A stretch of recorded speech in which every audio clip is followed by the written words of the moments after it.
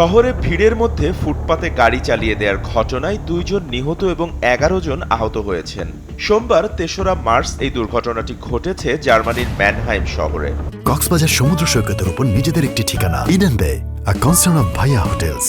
প্রত্যক্ষদর্শীদের বরাতে জার্মান সংবাদ মাধ্যম জানিয়েছে, পশ্চিমাঞ্চলীয় শহর ম্যানহাইমে একটি গাড়ি লোকজনের ভিড়ের মধ্যে উঠিয়ে দিলে কমপক্ষে 2 জন নিহত ও বেশ কয়েকজন আহত হয়। Nachdem es gegen 12:15 Uhr hier im Bereich ম্যানহাইম পুলিশের মুখপাত্র স্টেফান উইলহেলম জানিয়েছেন, একজন সন্দেহভাজনকে গ্রেফতার করা হয়েছে।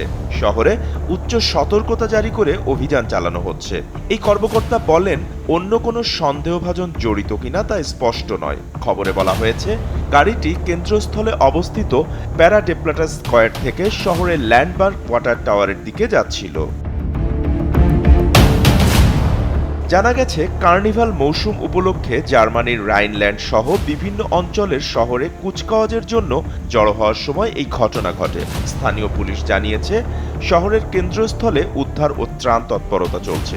পুলিশের মুখপাত্র স্টেফান উইলহেম আরও বলেছেন, জরুরি অবস্থার কারণে বড় আকারের পুলিশি তৎপরতা শুরু হওয়ার পর বাসিন্দাদের শহরের ভেতরের এলাকা এড়িয়ে চলার আহ্বান জানানো হয়েছে।